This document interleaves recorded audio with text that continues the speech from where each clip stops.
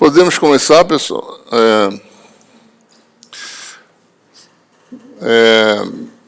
Vou começar pelo primeiro problema, né? Certo? Pode ser? Então, a aula de hoje de... Deixa eu só organizar aqui.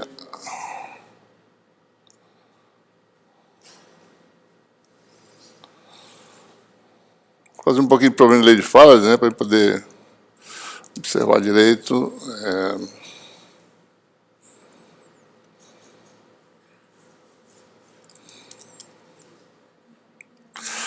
Então, hoje vamos fazer... E outros que vocês talvez queiram que a gente faça, certo?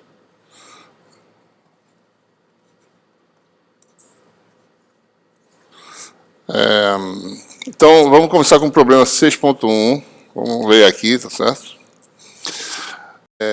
Esse problema trata do cálculo da FM induzida na espira, que está em movimento uniforme com velocidade V0, e essa espira passa numa região de campo, né, que tem um perfil. Esse campo varia no espaço, né, e no tempo. Ele tem um perfil exponencial, certo? Que é acentuado em z igual a 0, e em t igual a 0 a espira cruza exatamente coincidindo com o centro do sistema, né? Como a gente pode mostrar. Então o objetivo é fazer esse cálculo da FM induzida utilizando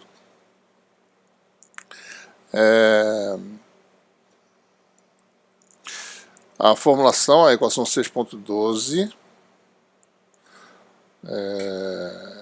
e também, tá certo? A equação 6.12 está aqui, né? 6.12, vou achar aqui. Ou seja, a FM pode ser calculada separadamente, né?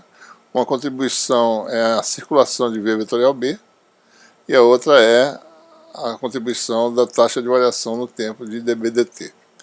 Bom, então nós temos aí mais ou menos, a gente fez esse problema hoje em classe, ficou um pouco confuso, né?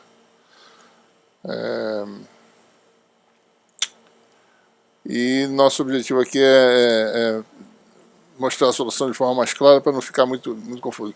Apesar de que o que nós fizemos em sala de aula hoje serviu para a gente perceber que uma solução errada dá para ser detectada, né?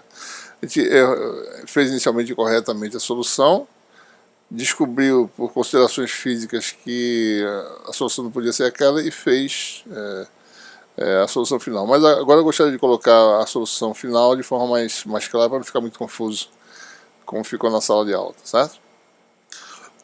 Bom, aqui está a expressão para o campo, né?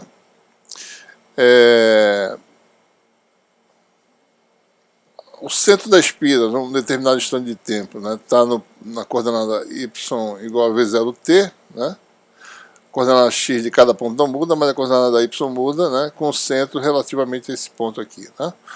Então, de acordo com o que está solicitado no problema, a primeira parte consiste em calcular a FM como contribuição de dois termos, uma devida ao termo V vetorial B e a outra devida ao termo da derivada temporal parcial de B. Né? Vamos só mostrar o cálculo como é que é feito, tá certo? Vamos quebrar em duas partes. A gente fez isso mais ou menos da mesma forma em sala de aula. Vamos calcular V vetorial B, né? V está na direção a Y, B está na direção Z, B varia com Y e com T, né? É uma função exponencial que está aqui, né? Deixa eu achar de novo aqui.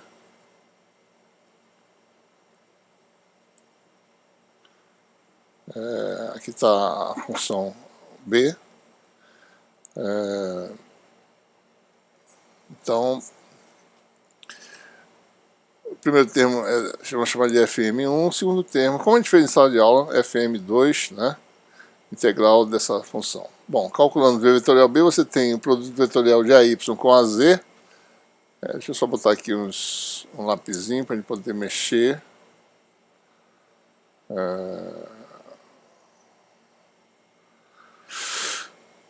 Comentários. Deixa eu ver aqui. aqui, fecha isso aqui. Deixa eu fazer aqui comments. Tá aqui os comentários, né? Então a y com a z dá ax, né? Então você tem essa v vetorial b dado por isso.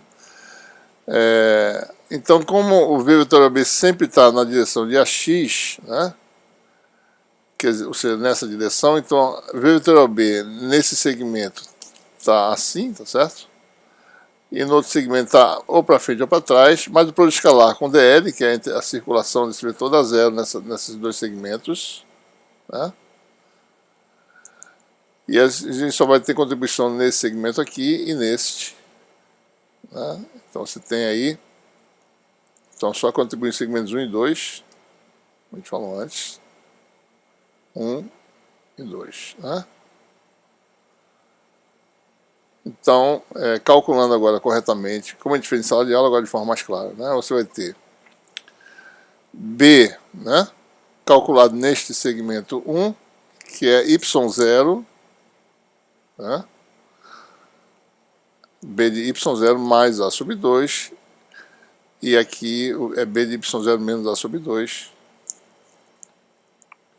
Então, o cálculo vai ser integral em BDL é sempre dx, né? Quem muda são os limites de integração. Ou seja, na circulação desse segmento, o y varia de A sobre 2 até menos A sobre 2. Aliás, o x varia de A sobre 2 até menos A sobre 2. Nesse segmento 2, o x varia de menos A sobre 2 até A sobre 2.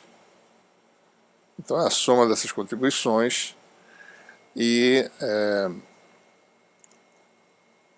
então, isso aqui vai dar integral de b de y. Isso aqui não depende de x, é só multiplicar por A, né? Bom, então, fazendo esse cálculo, né? A FM vai ser a soma desses dois termos com FM1 e FM2 obtidos dados por A e B. Bom, isso aqui é simplesmente a exponencial, né? Calculada em y0, que é esse termo aqui, né? Mais A sobre 2, e aqui em y0, que é a coordenada do centro, menos A sobre 2, certo? A FM2 dá um pouquinho mais de trabalho, né? Integral em ds, por sua vez, é dx, dy, az, produto escalar de az com az dá 1, né? dBdt é a taxa de variação da função cosseno, que dá menos ômega seno. Isso aqui não se mantém inalterado. E aí tem a integral em x, que vai dar um comprimento A, né? Integral em y da função módulo, como a gente falou antes, a integral a exponencial de menos módulo dá esse número aqui, que pode ser ou mais 1 ou menos 1, dependendo do sinal de U, exponencial de menos módulo, né? E quando a gente faz as contas, a gente vai obter algo muito grande, tá certo? Eu só vou ilustrar aqui o resultado, mais ou menos, que a gente obtém, né? Dá uma expressão que começa a ficar um pouco grandinha, né? Bom, então a FM2 dá esse resultado aqui, certo? Isso aqui vale ou 1 ou menos 1, né? Isso aqui também, dependendo do sinal disso aqui, porque observe que T vem de menos definido a mais infinito, né? E esse é o resultado obtido.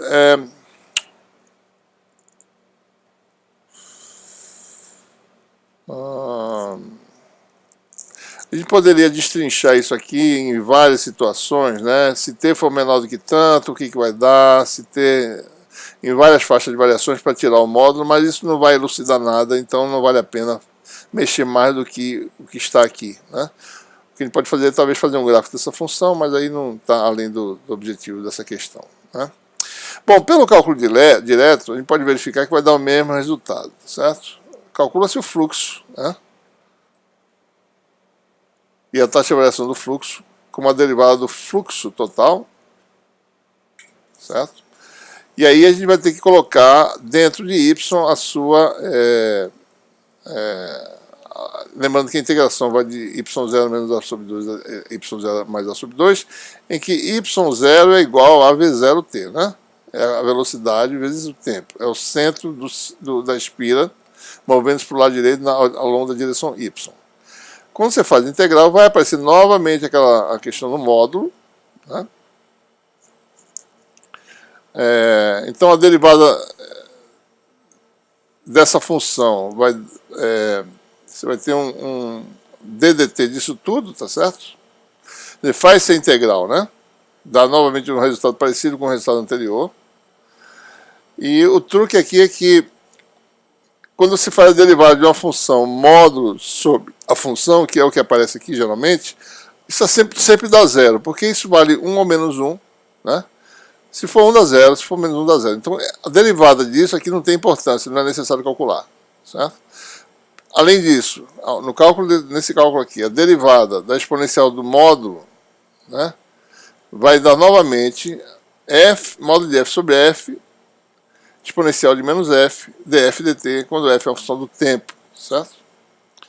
Então, fazendo cuidadosamente esses cálculos, né, a gente chega em algo. O importante aqui é observar o seguinte, por exemplo, né, quando eu for derivar essa exponencial aqui, esse módulo vem para cá, novamente um módulo sobre o argumento, que vira um número 1, certo? Então, quando se deriva essa exponencial, você vai ter um número 1 aqui, né? Então, uma derivada dá seno vezes o resto.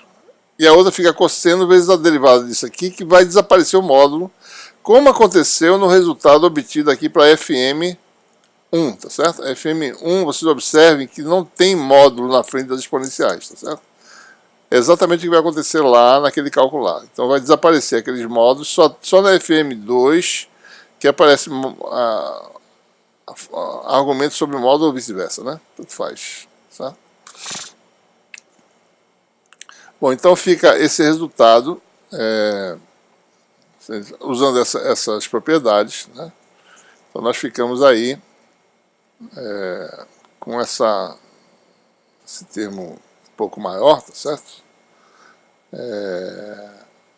E se a gente for verificar, né, o dψdt vai ter um termo que tem módulo sobre argumento exponencial, parecido com o FM lá, tá certo? Uma delas.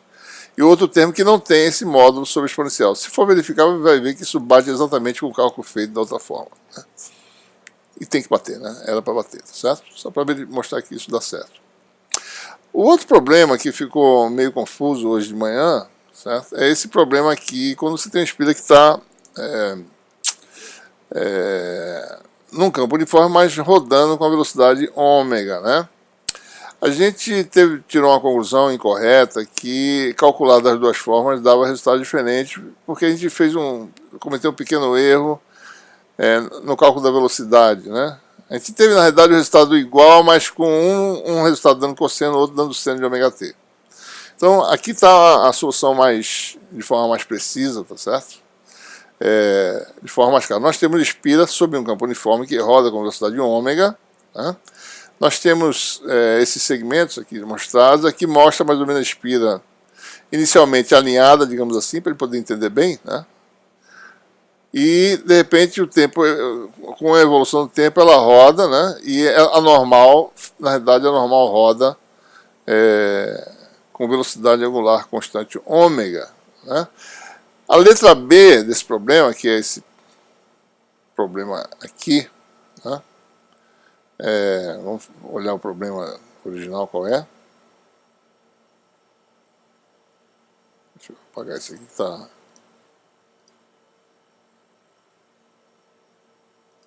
Ficou de repente meio lento aqui.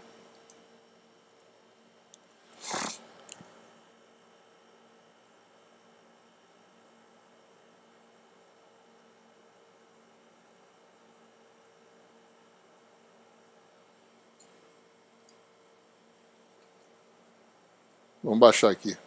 Muito bem, aqui está o problema. Uma espira quadrada de lado A gira no espaço com velocidade angular ômega, problema 6.2, conforme está na figura abaixo. Essa espira está imersa em uma região de campo uniforme. Define um sistema de coordenadas adequado e determine em termos dos parâmetros A, ômega e B. E na verdade a gente quer fazer essas duas questões, isso aqui não tem muita importância, né? O mais importante é ver direitinho como é que as coisas funcionam.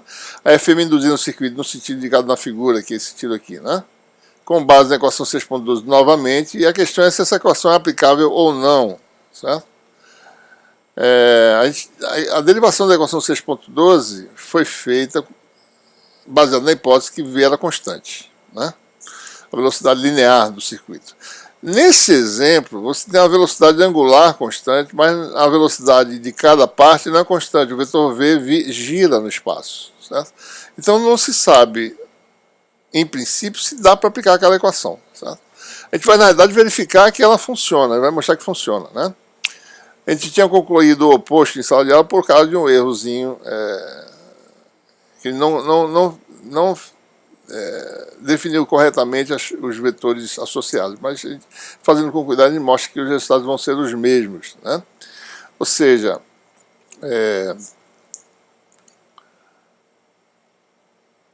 e a gente vai calcular das duas formas. Inicialmente, essa forma mais fácil, né? Calcular a FM induzida calculando a taxa de variação do fluxo lançado é simples. Vamos olhar aqui como é que faz. Vamos fazer primeiro a letra B, né?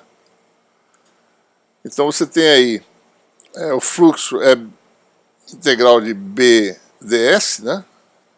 E a única coisa que varia aqui, na realidade, é a normal, que ela gira, né? A normal gira no espaço, certo? Eu podia calcular isso aqui, tá certo?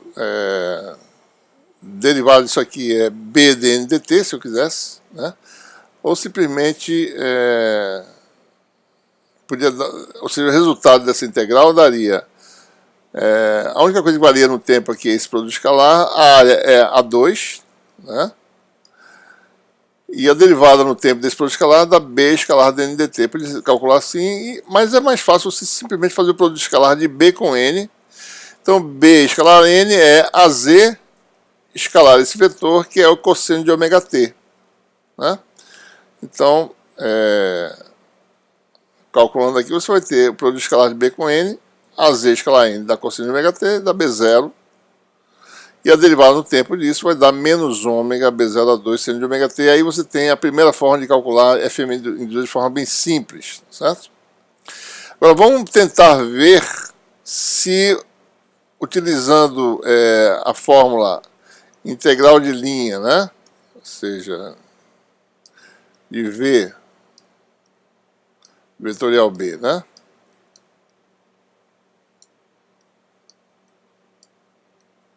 Escalar dl, né? Se isso vai funcionar, tá certo? Né? Um termo é esse termo aqui, e outro termo é o que tem a derivada parcial de B no tempo, né? A taxa de variação, o fluxo seria isto, escalar ds, né? Integral. O segundo termo que aparece lá, que é menos a integral de superfície isso aqui, mas se isso aqui é derivada a zero, então esse termo aqui não contribui. Então a única coisa que a gente vai ver aqui é ver se isso aqui dá certo. Então vamos calcular velocidades. Observe que olhando aí, certo? Vamos olhar, por exemplo, sobre o segmento 1, tá certo? Esse segmento aqui, né?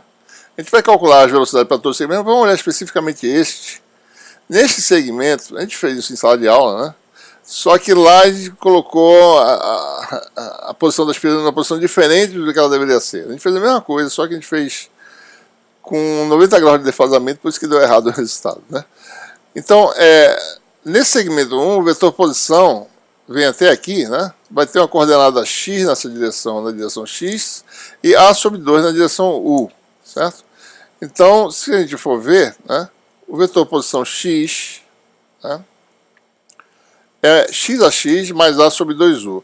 Derivado no tempo de x, que vai dar a velocidade do segmento 1, vai dar, isso aqui não varia no tempo, né, o ax fica constante, mas o u varia no tempo, né? Observe que o u ele é ortogonal a n, normal espira, isso aqui é a espira olhada de frente, né? Então o varia no tempo, e o du dt é calculado daquela forma, né? Imagine isso aqui sendo uma diferencial de ângulo, né? Se aqui é ômega t, esse desvio é d de ômega t, né? que é ômega dt, esse ângulo aqui, certo? A variação diferencial disso aqui. Então, du é um vetor que é no sentido de n, com um comprimento que é 1 vezes esse ângulo. Esse ângulo é a diferencial de ômega t. Então, du é ômega dt vezes n, du dt vai ser ômega, né, vezes a normal. Ou seja, o vetor velocidade é paralelo à normal, à espira, certo? Então, para o segmento 1, o vetor velocidade vale A sobre 2 ômega n. Se você olhar para os outros segmentos, como é que o que acontece? Né? Aqui, por exemplo, a velocidade é paralela a n. Nesse segmento 2, né, a velocidade tem a mesma magnitude, mas está no sentido menos n. Né? Nessa parte desse segmento aqui, a velocidade faz isso, tá certo? Nessa parte faz isso, e assim por diante. Observe que V2, que é no segmento 2, é menos V1. Né? Nesses segmentos 3 e 4, a velocidade também é ou no mesmo sentido de n, no sentido oposto. Né? E observe que o produto vetorial V vetorial B, por exemplo, nesse segmento aqui, né? V vetorial B está no sentido menos AX, certo? E a circulação, a integral de linha de V vetorial B dl vai dar zero, tanto nesse segmento quanto nesse. Por outro lado, nesse segmento aqui, V vetorial B está nesse sentido aqui, então a integral de linha vai dar um valor, tá certo? Que vai dar constante, geralmente, né? Não depende das coordenadas, vai dar um valor para cá. E nesse segmento aqui, V vetorial B vai estar apontando para cá. Certo? Como B tem a mesma magnitude nos segmentos 1 e 2, basta calcular a integral de V vetorial B nesse segmento e multiplicar por 2. A gente vai obter o resultado, né? V2 igual a menos V1, então por isso que a gente pode fazer isso. Certo? Então o V vale ômega 0A sobre 2 na direção de n, V vetorial B, que é o que a gente quer ver se bate na conta, né? Vai dar o quê, né? Ômega 0 sobre 2 n vetorial B, n vetorial B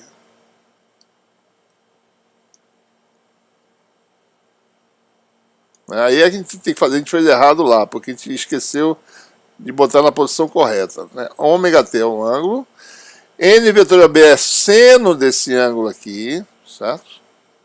Seno de ômega t. No sentido, entrando no quadro, que é o sentido menos AX, certo?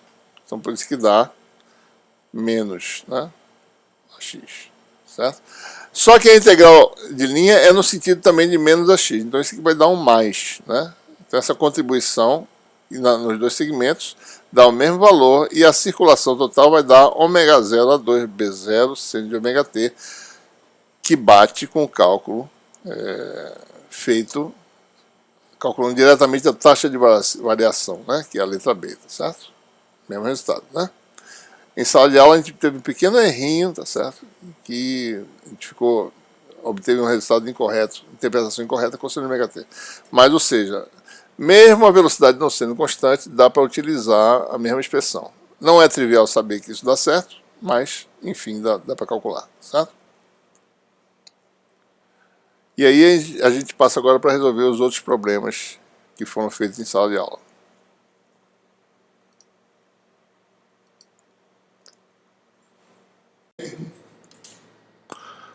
Seis ponto 3. Alguém já viu esse problema? Não? Já fez? Já deu uma olhada? Solenoide longo, né? Certo? Deixa eu ver direitinho se está certo aqui. Tá, né? Você tem um solenoide longo, né? Um enrolamento. Tá? E a questão fala assim, mostre que a força eletromotriz induzida, né? Se você tem a circulação de corrente aqui, certo? É N vezes o fluxo lançado por uma espira. Taxa de variação no tempo, certo? Por que dá isso? Né? Bom, isso aqui é uma questão simples, só para a gente entender bem, né, a lei de Ampère, a lei de Faraday, né? que diz o seguinte, né, a circulação de E, né, a forma integral, é menos d dt do fluxo enlaçado, né? Que é B escalar ds, né?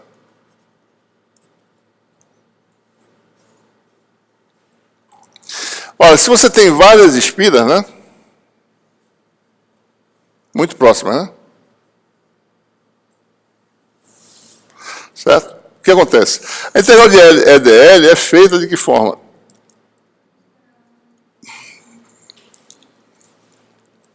Você começa aqui, né? E vai calcular a integral de EDL em todo o caminho, certo?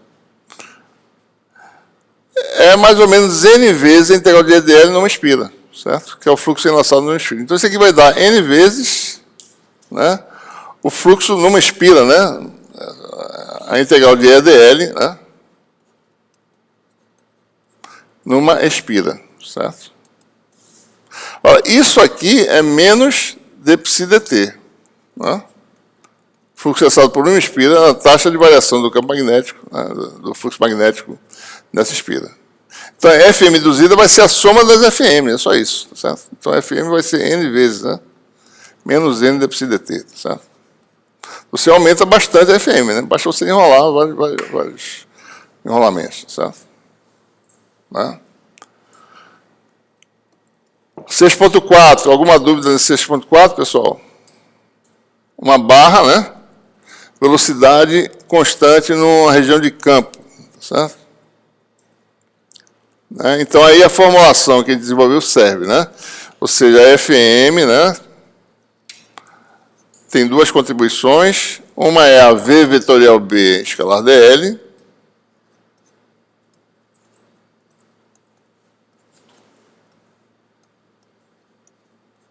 Né? Ou no caminho que existir, tá certo?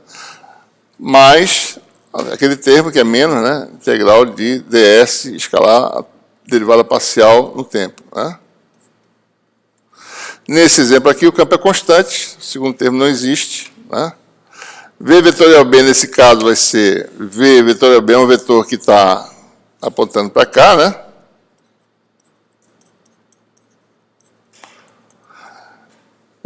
VB, esse versor aqui, chamado de U, né? Certo? Então,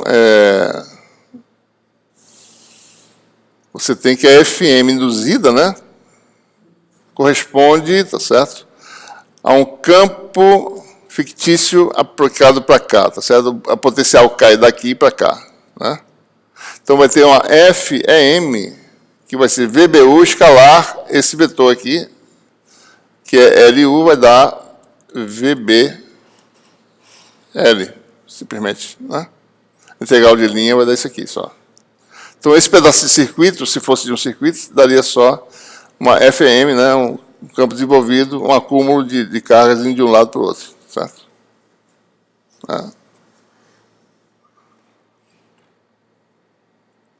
Bom, outras questões são parecidas, né? Vamos fazer uma questão mais deixa eu ver aqui, essa aqui...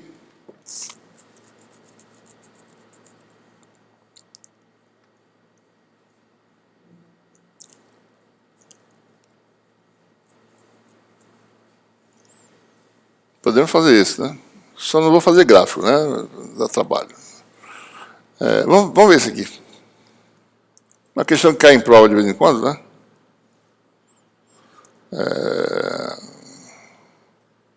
Essa questão aqui, ó. Um campo valendo no tempo agora, tá certo? No vácuo, né? Dado por isso aí. Então, a questão, problema 6.5, né? H igual a H cosseno, né?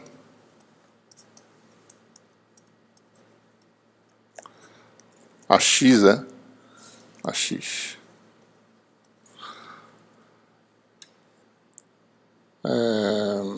Bom, isso aqui, pode fazer isso, pode fazer um gráfico aqui, né, se quiser, certo? Vamos fazer matemática, né, para ver como é que é. que é mais interessante, tá certo? Como é que é a onda viajante, né? Dá uma olhadinha. Acho que eu vou abrir um que já tem aqui. Deixa eu ver aqui, peraí. Onde é que tá? Acho que tá aqui no Google Drive, talvez. Temp.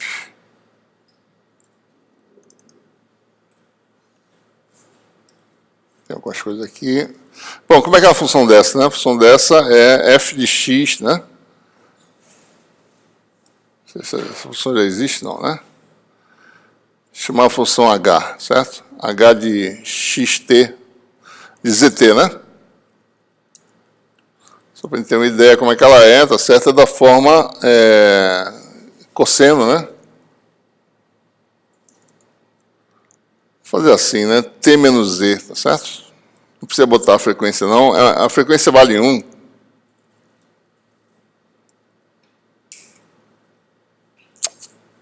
T menos Z.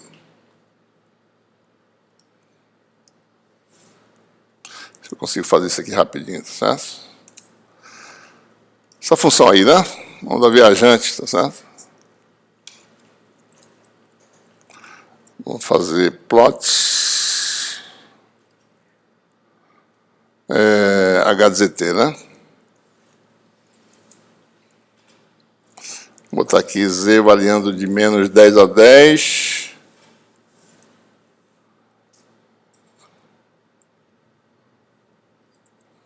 Bom, não fez nada, né? ZT, né?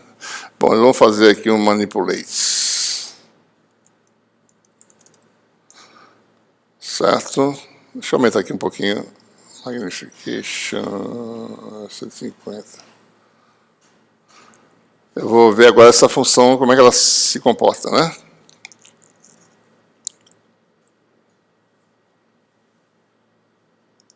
Vírgula. T de menos 10 até 10, talvez.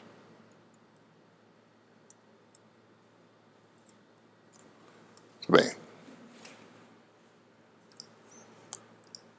É isso, né? Uma onda que se mexe no espaço, tá certo?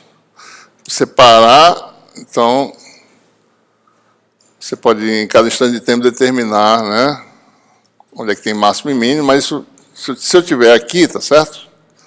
Vou botar aqui, se eu tiver aqui, eu meço o quê? Uma frequência, né? Se vocês observarem, tá certo? Observe que a amplitude nesse eixo aqui, né, varia senoidalmente no tempo, né?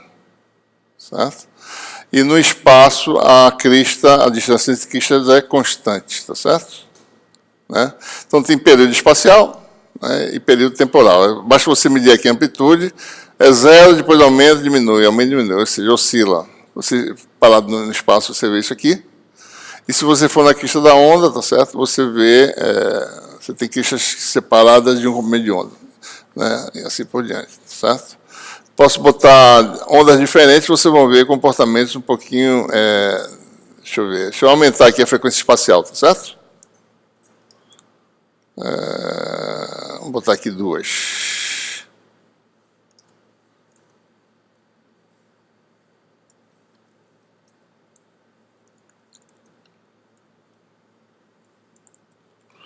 Né? Uma vai ser mais rápida, ou seja, na verdade, deixa eu ver se está ocasionalmente. Se você observar essa frequência aqui, né, uma tem uma frequência diferente da outra, tá certo? Então eu mudei a frequência alternando esse parâmetro aqui, né? Uma está sendo mais rápida que a outra também no espaço, né? Está se movendo mais rapidamente. Bom, isso aí dá para a gente ter uma ideia de mais ou menos o que é uma onda viajante, né? Isso a gente vai ver com mais detalhe no segundo curso de eletromagnetismo, né? Eletromagnetismo 2. Bom, a questão aqui nesse problema já fizemos essa parte, né? Circulação do campo elétrico. Como é que a gente calcula? Circulação do campo elétrico, nesse caso aqui, no caminho fechado da figura C22, que é esse caminho aqui, pessoal. Isso aqui é apenas um caminho, né? Que é só um caminho que vai de 0 até A em Y e x igual a 0, e Z vai de 0 até π sobre K, certo? K tem dimensão, né? Ele é um coeficiente, se vocês observarem. K é o coeficiente de Z, né? Então K tem dimensão de metro a menos 1, certo? Isso, na verdade, chama-se número de onda, né? Isso aqui é a frequência angular, certo? Número de onda, que é a frequência espacial, é o coeficiente de Z, né? O coeficiente de T é a frequência temporal, né? Então, calcular isso aí vai ser, calcular a circulação simplesmente é integral de EdL, né? Igual a menos ddt de B ds. Nesse caso, o caminho está parado, né? Então essa derivada se aplica só sobre B, certo? Bom, e B vale, no vácuo, vale o quê? μ0 H, né? Então isso aqui vai dar integral de EdL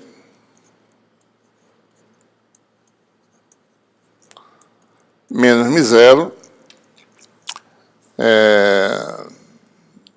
integral de ddt, né? H escalar ds. O H vale tá na direção x, né? O H está na direção ortogonal à espira, né? Então, H escalar ds, olhando a figurinha aqui, ds vale dy dz a x.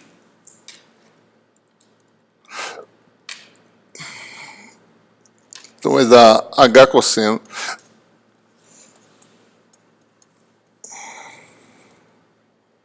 a x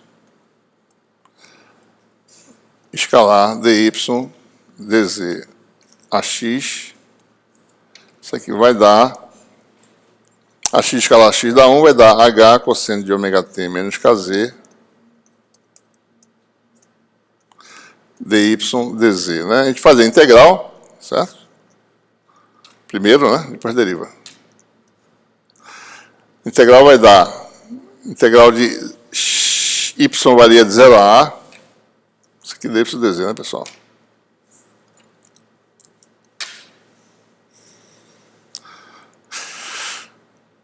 Zero a A em y. Vai dar um H aqui fora, certo? Integral de 0 a π sobre K de cosseno de ômega t menos kz dz. Vai dar H. Integral do cosseno vai dar seno trocado, né? Seno ômega t menos kz sobre... Eu posso trocar aqui a posição, né? Eu vou trocar a posição aqui. Kz menos ômega t. Então, digamos que a integral de cosseno de kz menos ômega t vai dar seno de kz menos ômega t sobre o coeficiente que é k, certo? De 0 até π sobre k. Isso aqui vai dar HA sobre K. Z igual a π. Sobre K vai dar π menos ômega t. Seno de π menos ômega t vai dar quanto? Vou botar aqui, certo? Dá menos seno, né? Menos seno de menos ômega t. Dá mais seno de... Vai dar 0, né? Vou botar aqui, vamos ver se está certo. Seno de π menos ômega t vai dar menos seno de ômega t. Menos seno de menos ômega t, né? Dá menos, no mais dá 0, certo? De propósito, eu acho, né? Deu zero, tá certo? Para esse caso específico aí, né, a circulação de E dá zero, né? Certo? Não precisa nem fazer muito mais, né? A integral de E dl dá zero. Certo?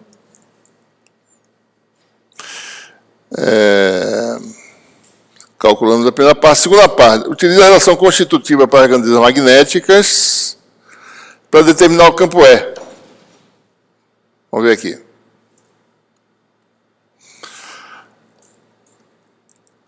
No vácuo, né? E a equação 6.15 para dizer o campo elétrico é admitido que este tem apenas a componente Y. Admite a condição de contorno E de 0T vale isso aqui, tá certo? Bom, vamos ver, né? Como é que a gente calcularia? Bom, vamos olhar as equações de Maxwell para saber a equação mais conveniente para a gente poder usar, certo? Sem olhar a equação 4.15, vamos revisar, vamos lá. Equações de Maxwell. Quanto é que deu resultado? Zero, né? Não precisa nem lembrar, né? Vamos lá, rotacional de E vale o quê? Menos o quê? Mais alto. Menos o quê? Derivado de quem? Não, do vetor B, que é o magnético H, certo? Tem nome diferente. Densidade de fluxo magnético, dt. Certo? A lei de Faraday, né? A outra é divergente de D igual a densidade de carga, se tiver carga na região, certo? A outra é a lei de Ampère generalizada, né? Rotacional de H igual a densidade de corrente que existir, mais taxa de variação do tempo do vetor de deslocamento elétrico, e a última, a divergente de B igual a zero. Estamos no vácuo, nesse caso, J igual a zero, certo? Qual é a equação mais fácil de eu usar para determinar o E? Bom, esse aqui dá a derivada de E em relação à derivada de tempo do derivado espacial. Eu tenho que usar uma equação diferencial no espaço, certo? Essa aqui, eu sei H, calculo isso aqui, e o D vale ε0 é quem está no vácuo. Então, eu tenho D é dt, né? E acho que dá para usar essa aí. Vamos tentar usar essa, tá certo? J igual a zero, então você tem D é dt é igual a 1 sobre ε0 rotacional de H. Né? Mas ele dá aqui, não dá em T igual a zero, dá em Z igual a zero, né? Ele não quer que use essa, ele quer que use outra, certo? Ele quer que a gente use essa outra, mas ele também ele torna mais fácil. Vamos tentar usar essa, porque é o seguinte, ele não dá, esse aqui eu precisaria saber quem é E em T igual a zero para poder calcular, certo? Ele não deu E em T igual a D, é em Z igual a zero, certo? Então, ele precisa calcular usar esta relação aqui, ó. Né? Então, esta diz rotacional de E igual a menos μ0, agora botando no vácuo, né? dH dt. Bom, vamos ver o que ele está dizendo mais aqui, certo? E vale, tem a componente só Y, né? Então, E só tem a componente Y.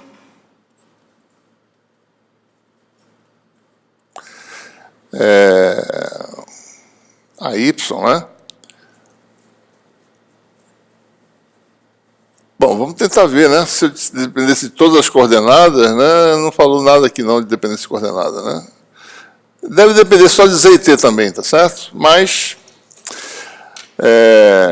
vamos admitir que depende das três coordenadas, né? Rotacional de E vai dar o quê, né? Primeiro termo, dz dy, não tem dz, certo? Menos dy dz. Então vai ficar menos dy dz. Certo? Segundo termo, na direção y é zx dex dz. Vou botar assim, dex dz. Eu vou botar aqui para a gente ver se tem, né? Menos dz dx. que vai ser zero no caso, o terceiro termo seria, eu já fiz aqui um, né? Mais AZ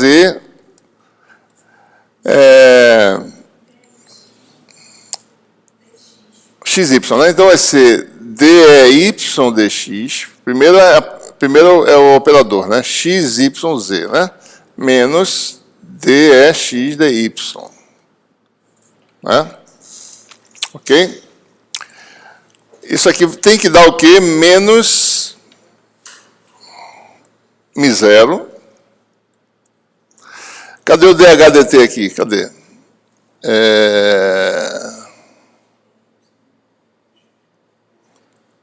O H é cosseno de ômega t menos Kz. DHDT vai dar ômega H, derivado do cosseno da seno, então vai dar mais seno de ômega t menos Kz na direção AX. Certo? Ok? Então, se você olhar aqui, né? Bom, primeiro, né? Isso aqui não tem, porque isso aqui é zero, certo? Eu só tenho componente y, né? Pode ser que dependa de x, não sei. Isso aqui é zero, que eu sei que não tem componente x, né? Só tem componente y. Bom, aí a conclusão que seria dy dx é zero, eu posso admitir a y igual a zero, por exemplo, tá certo? Pode não ser também, né? Mas eu posso admitir que a y seja zero, certo? Uma solução possível, certo? Então, a y igual a zero, eu vou usar então só a equação mais simples, vai ficar menos dy dz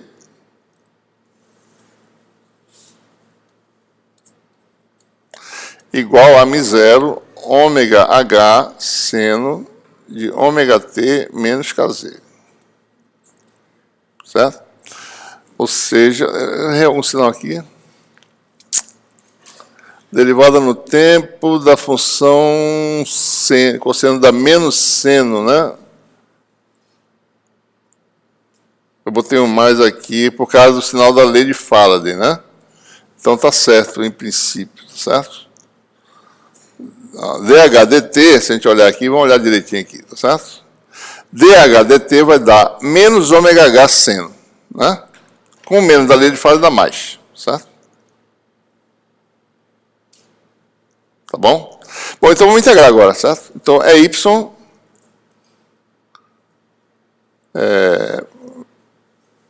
y de z, t é igual a y de 0t, né?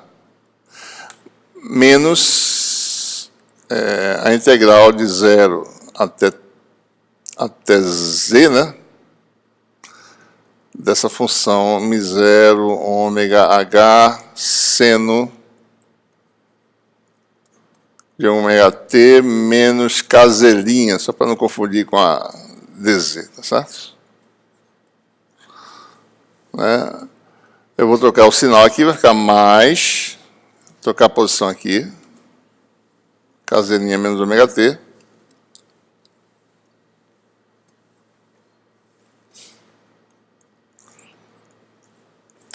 E a integral vai dar cosseno, né?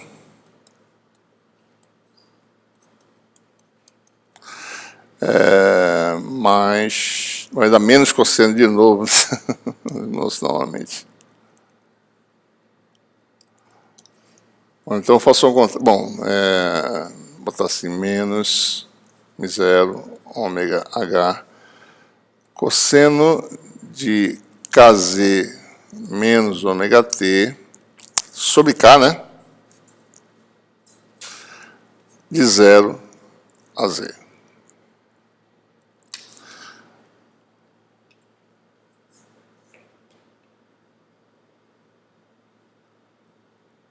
Podia ter calculado de outro jeito, né? Espero que... Bom, vamos lá. Z igual a z, esse aqui anula, deve dar isso aqui, né? Tá certo. Então, isso aqui vai dar y 0t menos μ0 ômega h sobre k. Você vai ter agora cosseno de... Isso aqui é z', né? Cosseno de Kz menos ômega t. Em z igual a 0 vai dar menos cosseno de menos ômega, que dá cosseno de ômega, que vai dar menos cosseno de ômega t, certo? Tá certo? Bom, eu estou dizendo aí que y de 0t vale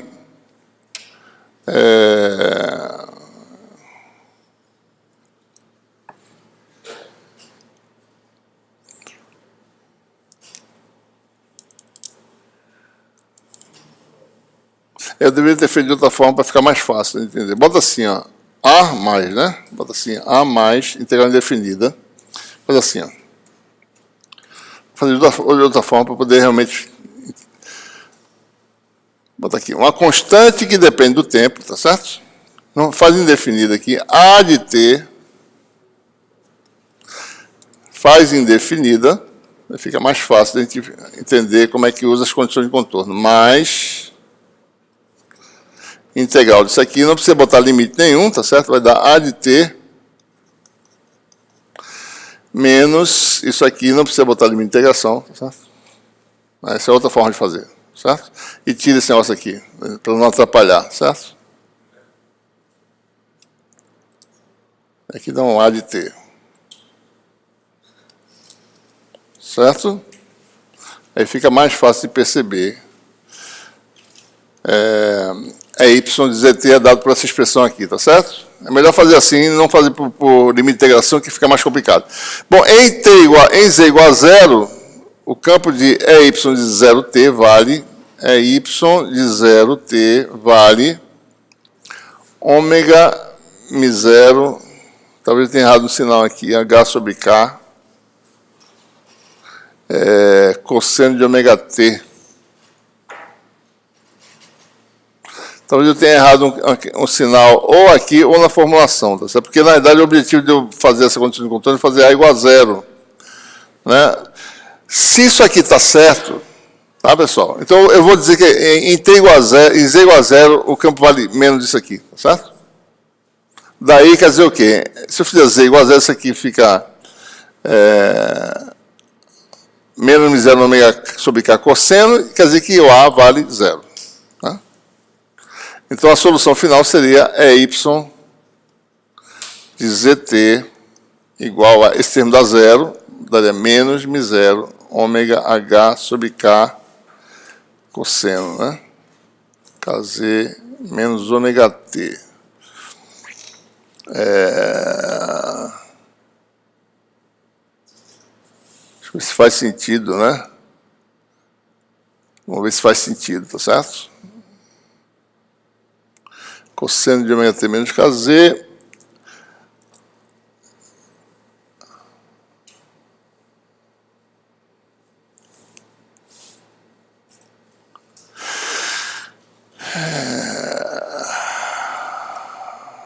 Rotacional de E, deixa eu ver aqui, dE dt vai dar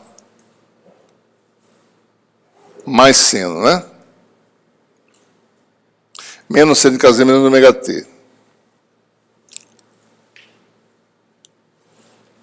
Tem que checar para ver se está certo, viu, pessoal? Que horas são meio-dia, né? Chequem. Vocês verifiquem aí, tá certo? Depois, se está certo aí. Pode ser que tenha um erro de sinal e a gente tem que ir para as equações de Maxwell de novo para poder descobrir isso. Não quero perder muito tempo com isso aí, tá certo? Pessoal, qual é a questão mais que vocês querem fazer aí? Energia, é? É isso aí?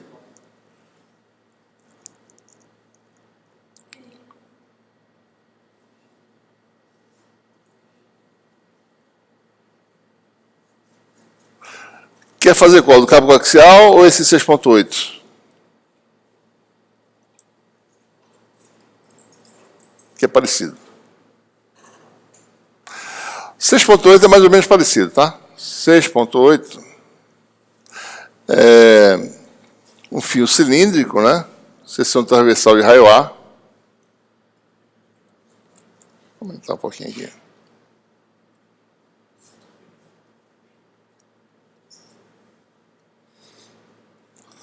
Né?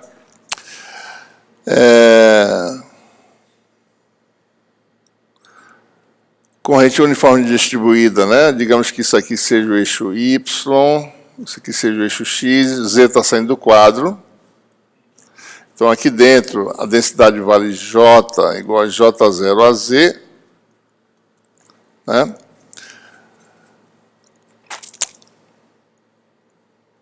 Onde é que está aqui, bicho? Cadê? Ah, está aqui. Mesma permeabilidade, então aqui dentro é M0 e aqui também é M0, certo? Então, determina a energia magnética armazenada em uma camada cilíndrica concêntrica com fio de altura H e raio interno B e raio externo C. Nossa, complicado, né? Acho que vou ter que fazer uma figura mais sofisticada aqui. Deixa eu ver aqui. Vou fazer aqui com isso aqui. Tem um fio. Deixa eu fazer aqui direitinho. Problema 6.8. Certo? Que é parecido, mais ou menos parecido com o cálculo axial, né? 6.8. Você tem aí. Tem um fio, seção transversal A, né? Daí, fio. Tem uma camada cilíndrica com fio de altura H, ou seja, isso aqui é infinitamente longo, então a altura H, quer dizer, nessa dimensão, né? Certo? Altura H, raio interno B, raio externo C. Então tem uma outra camada, certo?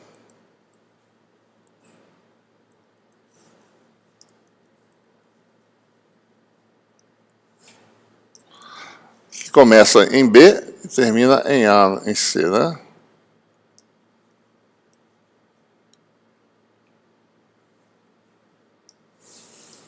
Certo?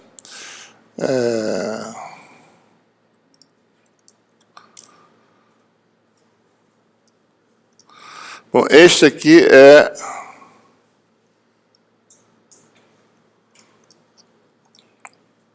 Oxente.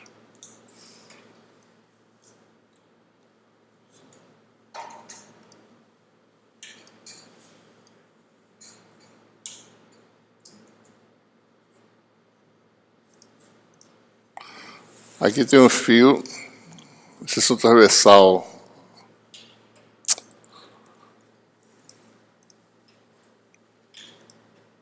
Esse aqui é o fio, né? E aqui nessa região tem essa camada aí.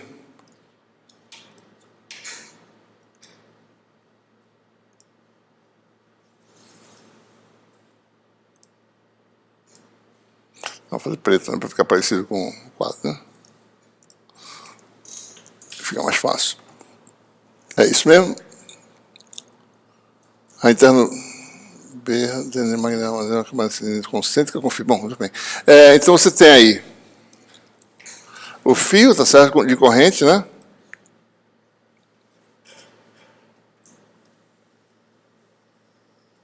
Raio A.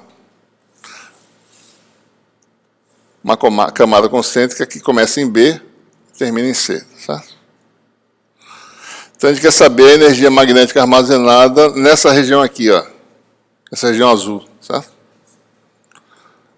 É isso mesmo?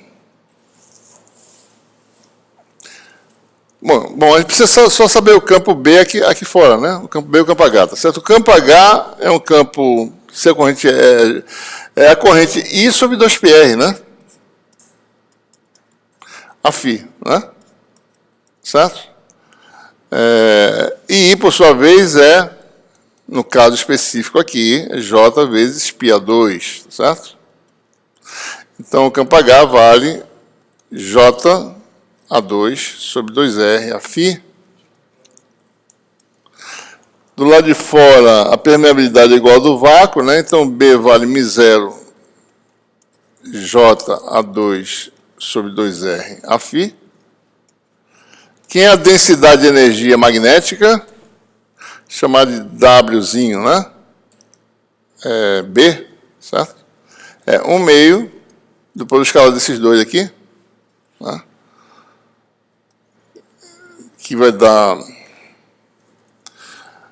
μ0 J0 ao quadrado A4 sobre 4 R2, né? J2, J0 aqui no caso, né? Constante, J0 ao quadrado, A4 sobre 4R2 μ0. A fiscal φ dá 1, essa é a densidade de energia, então a energia vai ser, naquela região azul, né? Porque porque o conceito de densidade de energia é esse, né? O espaço é ocupado por energia, né? Com densidade dada por uma expressão. Então você calcula a integral da densidade, a energia na região que você quiser.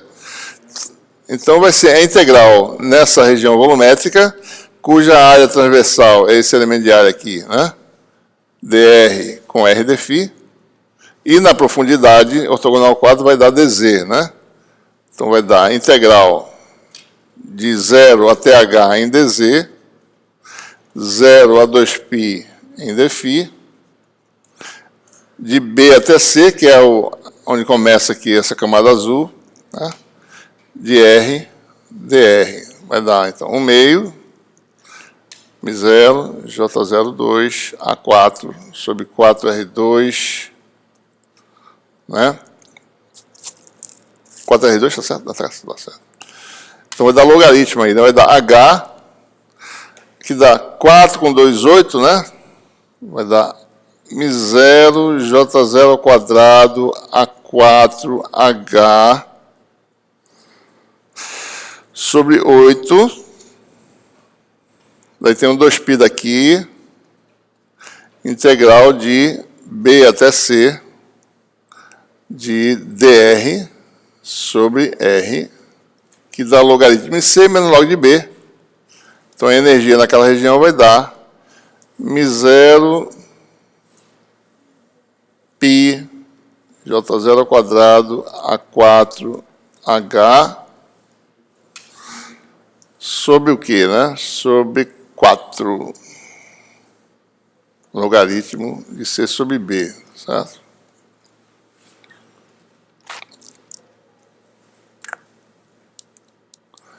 Tem que dar a dimensão de B vezes H vezes volume, certo? B vezes H vezes volume, né? Vamos ver se está certo, né? Se não errou nada, certo?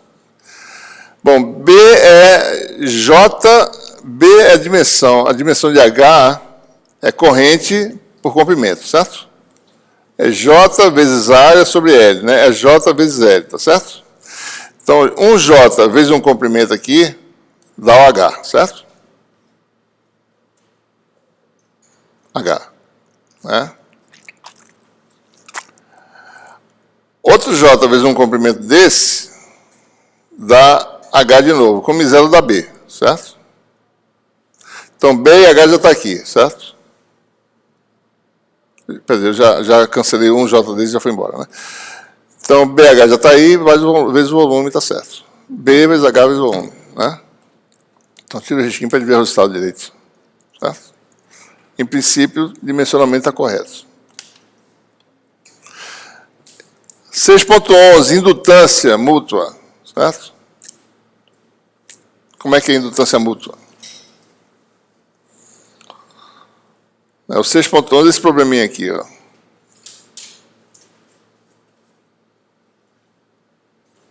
Duas espiras muito distantes uma da outra, né? Certo? Então, qual é a indutância mútua entre elas, né? Você tem a corrente circulante, são idênticas, estão muito longe uma da outra, né? Como é que a gente calcula a indutância mútua nesse caso? Né? É o fluxo enlaçado por uma espira, né? Do campo de uma na outra, não é isso? Sobre a corrente dessa, né? Tá certo? É isso mesmo? Vamos lembrar aqui. Onde é que está a expressãozinha aqui para a indutância mútua? Se calcula o fluxo que uma exerce sobre a outra. Vamos ver aqui como é que é. Cadê?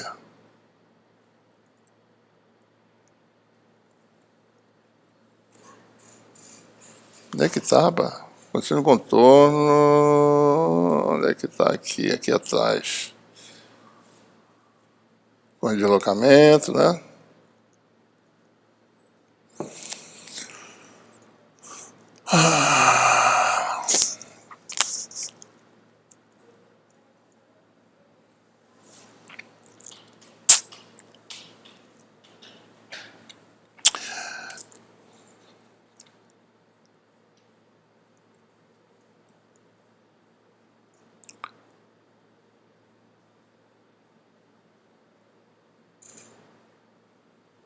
É exatamente isso, né? Você calcula, você tem dois circuitos vizinhos, né?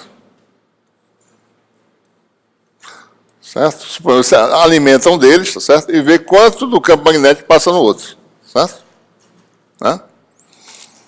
Bom, então, suponha que o fluxo que esse circuito produz no eixo seja psi, vamos tirar os índices, tá? É o fluxo produzido por esse sistema aqui, psi, sobre a corrente que circula nesse circuito. Isso aqui é a indutância mútua. É o fluxo devido ao campo desse no outro circuito, certo? Ora, o fluxo aqui é integral de BDS, né?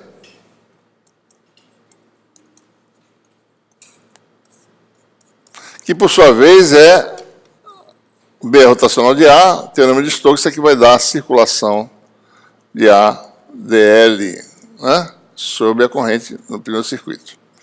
Então, neste exemplo aqui, o que eu preciso saber é quem é o potencial vetor desse circuito neste aqui, certo? Né? Ora, uma espelha de corrente é equivalente a um dipolo magnético, cujo potencial vale quanto? μ0, momento de polo da espira, certo? Vetorial AR sobre 4π R2. No caso presente, essa espira aqui tem um momento de polo que vale quanto? A I vezes a área. Ou seja, como essas espiras estão muito longe uma da outra, eu posso usar essa expressão assintótica aqui, certo? Isso aqui vai ser o R, né, no caso, tá certo? Essa distância aqui é D, né? Esse R pode ser calculado em termos de D e A, tá certo? É constante em cima dessa espira aqui, né? Bom, então vou calcular aqui. Isso aqui vai dar também, equivalentemente, né? A igual a μ0 M seno de θ, a φ, né? Sobre 4π R2. Certo? Então, a integral de A dl, observe que θ é fixo, tá certo? θ é fixo. R também é fixo. Então, A dl é a φ escalar a φ, certo? Então, vou botar aqui no quadro. A igual a μ0 M, a gente bota depois o valor de M qual é, sobre seno de θ φ, sobre 4π R2.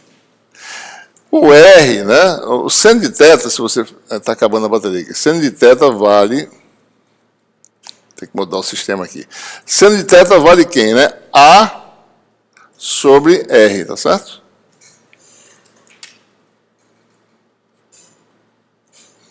E R, por sua vez, bom, a gente vai botar já, vai dar μ0, M, seno de θ é A sobre R, sobre 4πr3.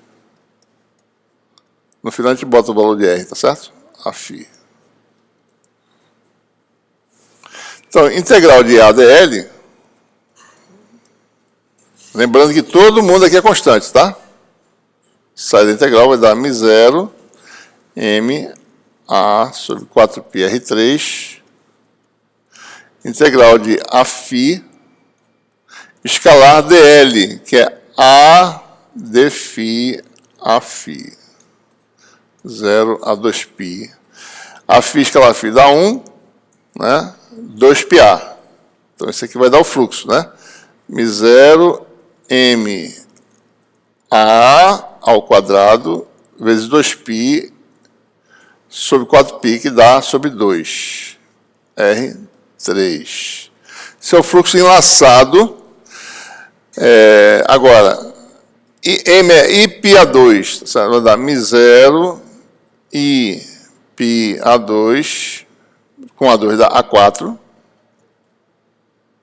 certo? Sobre 2R ao cubo. Bom, R agora, por sua vez, olhando a figurinha, vai dar R2 é D2 mais A2, elevado ao meio.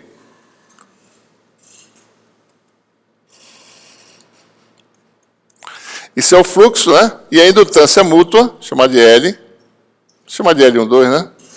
É isso dividido pela corrente. Vai dar μ0, πA4, a menos de algum erro aí, tá certo? Zinho bobo, né? Deve dar esse resultado aí, certo? Ok? O que mais que temos aí?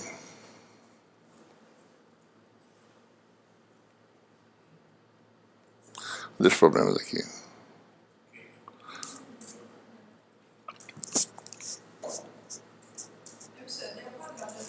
Aonde? Eita, isso aqui está errado, é D2, desculpe. Está errado aqui. Aqui é D2. Tá certo. D ao quadrado. D2 mais A2. Certo?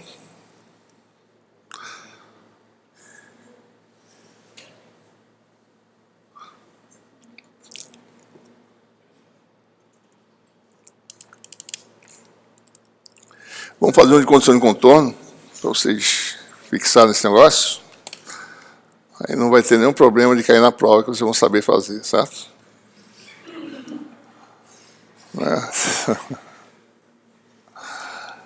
Bom, essa é a questão 6.18, né?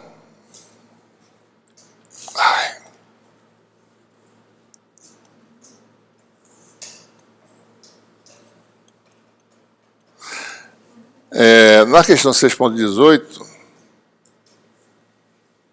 espero que dê tempo aqui para dar certo. Aqui, ó.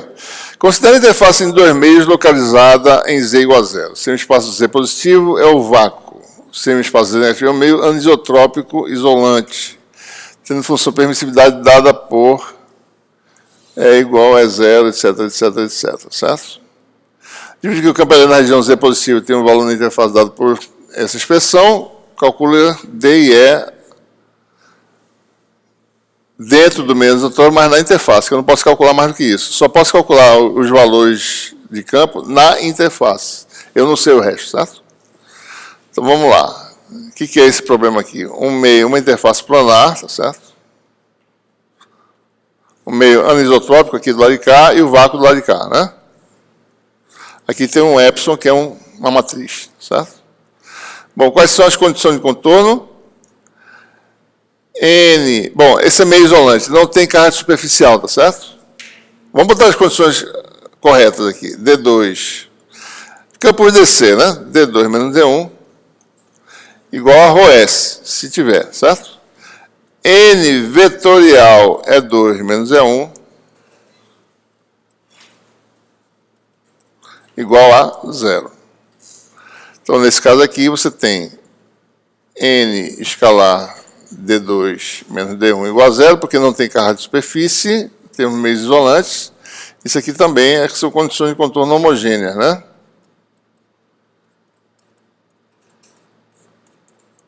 Certo? Muito bem. Vamos admitir que o campo... Bom, o campo do lado 2 vale essa expressão aqui. É 2... Ó, tudo que para evitar botar argumento, tudo é calculado em Z igual a 0, tá? Só que do lado 2 e do lado 1. Do lado 2, que é do vácuo, isso aqui vai dar é 0. AX mais 2AY mais 3AZ. Bom, do lado 1, quem é o campo? Desconhecido, mas na interface, tá? É 1... Vou chamar de EX, tá certo? Vou fazer assim, né? EX mais EY mais EZ AZ. Bom, o que é D1, né? Bom, D1 é uma matriz, tá certo? D1 vai ser 1, 2, 0, matriz D1, né? No sistema de coordenadas lá, 2, 4, 3, vou dar um sistema meio chato aí, viu? 0, 3, 1, né? É X, é Y, é Z. Na verdade, no momento aqui, eu só preciso do DZ, tá, pessoal? Só o DZ que eu quero aqui. Porque é D normal, a única coisa que eu tenho de D é o D normal. O DX e DY eu não sei o que vai acontecer, tá certo? Então, D normal vai ser 3EY mais 1 é Z. Então, D1, DZ1 3 é y mais é z. Faltou y0, né? Então, vezes y0 aqui, tá certo? Tá aqui. E o dz2 vale... Bom, dz2 nós temos a expressão para o campo, né? dz2 vale quanto? Cadê? dz2 está aqui, ó. 3y0 é 0, que é d igual a y, né? dz2, 3y0 é 0. Então, a primeira equação, né? Continuidade de d normal vai dar o quê? 3 é y mais é z igual a 3 é 0. Certo? Uma equação, né? Uma segunda equação vai ser n, que é a normal a z, vetorial é 2, que tem um é 0, né? Vou botar aqui um é 0. AX mais 2 AY mais 3 AZ. Ou seja, N vetorial é 2 é igual a N vetorial é 1, que é menos, né? É igual a N, tá certo? Vetorial é x a x mais é y a y mais é z a z. Então, se vocês observarem, vai ter duas equações aqui, tá? Porque um produto vetorial vai dar 0. E vai ter duas equações, então vai ter o sistema de 3 equações lineares. Que daí a gente pode resolver, né? Vamos ver só que sistema é e deixa o matemática fazer a solução. AZ com AX dá AY, né? AZ com AX dá Y, vai dar AZ com AY dá menos AX, não é isso? Então, vai dar menos EY AX. Talvez dê para resolver sem problema, né? Acho que não precisa nem fazer nada demais. AZ com AY dá menos AX, né? Certo? AZ com AZ dá 0. AZ com AX dá AY, mais AX AY. Igual a esse produto vetorial que nós fizemos ainda, que vai dar AZ com AX dá AY, vai dar E0 AY. AZ com AZ dá 0, AZ com AY dá menos AX, menos 2 a 0 AX. Aqui dá para resolver tranquilo, né? Resultado, né? EY vale 2 a 0. EX vale 0. E aqui você tem uma outra equação, tá certo? Que dá o EZ, né? O EY vale quanto? 2 a 0. Aqui 2 a 0, né? Com 3 dá 6, menos 3. Então, EZ dá menos 3 a 0.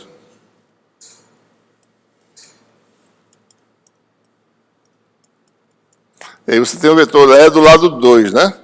Aliás, do lado do meio 1, tá certo? É 1, né? Na interface, viu, pessoal? Isso não vale em qualquer lugar, não, só na interface. Vai dar E0, né? AX mais 2 AY menos 3 AZ. Tem outra pergunta aqui. Bom, e quem é D1, né? Bom, daí D1 você vai calcular. D1 vai ser quem? Matriz 1, 2, 0, 2, 4, 3, 0, 3, 1, vezes a representação matricial, que é 1, 2, menos 3. Que vai dar o quê? 1 mais 4 dá 5. 2 com 8, 10, menos 9 dá 1.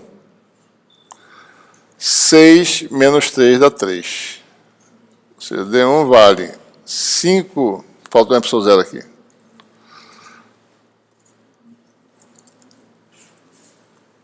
Y0, 5AX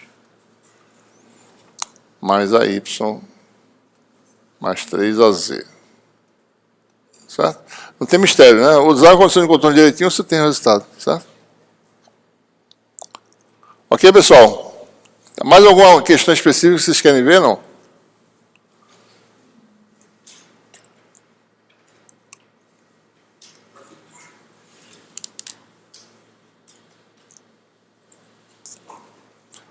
Tá bom? Vamos parar por aqui? Paramos por aqui.